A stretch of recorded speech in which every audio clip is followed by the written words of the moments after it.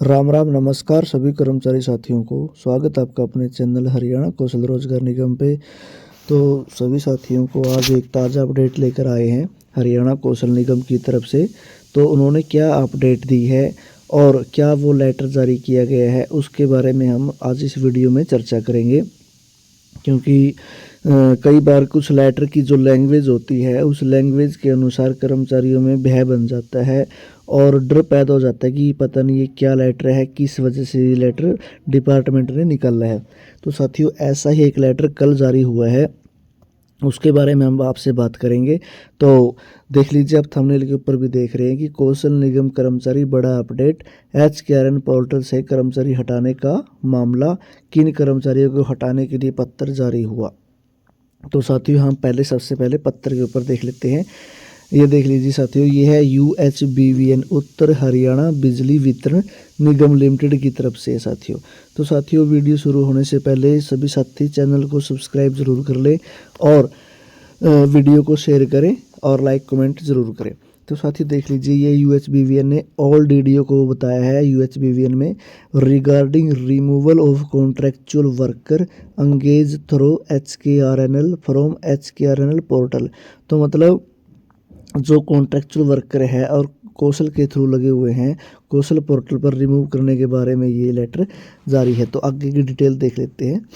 जैसे है, regarding removal of contractual worker engage through HKRNL from HKRN portal, please refer to the subject cited above.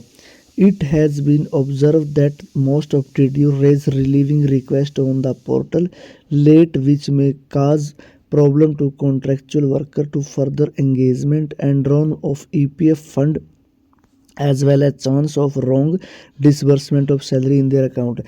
तो इनका कहने का मतलब ये है कि जिस आप पोर्टल पर कर्मचारियों को रिलीव करते हैं तो उसमें जो देरी कर देते हैं रिलीव करने में, तो उसके कारण EPF में भी दिक्कत होती है निकलवाने में, और दूसरी तरफ जब सैलरी डलती है तो आगे एक्स्ट्रा सैलरी डल जाती है।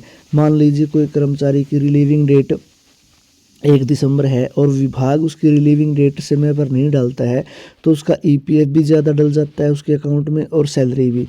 तो उनसे अनुरोध है कि वो जो रिलीविंग डेट है वो साथ की साथ डालें, ताकि उसका जो काम होता है रिलीविंग डेट का वो समय पर हो जाए, तो उसका EPF भी ठीक रहेगा और उसका वेतन समरी भी ठीक रहेगी। तो प्रॉपर डिटेल ये किन कर्मचारियों के लिए है साथियों कि जिनके लिए लेटर जारी किया गया है। तो एक बार देख लेते हैं इसके ऊपर। यह देखा गया है कि अधिकांश DDO पोर्टल पर रिलीविंग अनुरोध देरी से प्रस्तुत करते हैं, जिससे संविदा कर्मियों को आगे करियर पर रखने तथा EPF धनराशि निकालने में समस्या उत्पन्न हो सकती है। साथ ही उनके खाते में वेतन के गलत विवरण की संभावना भी हो सकती है।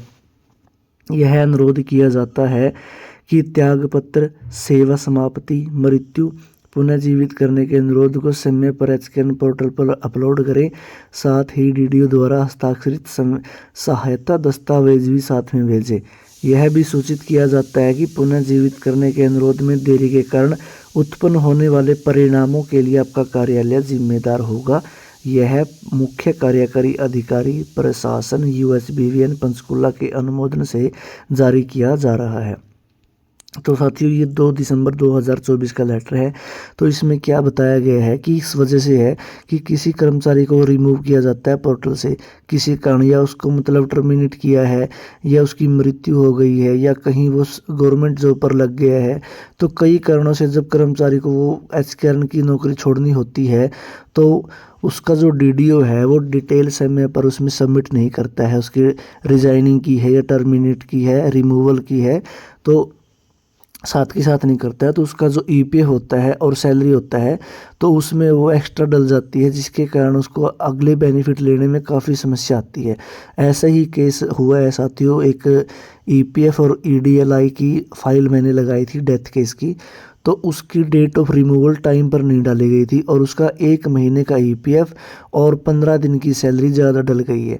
तो अब EPF करने वालों ने उसके ऊपर रिटर्न में मांगा गया है कि ये किस वजह से डाली है। तो इन्हीं प्रकार से जो ये केस होते हैं तो उन्हीं वजह से ये लेटर जारी किया गया है।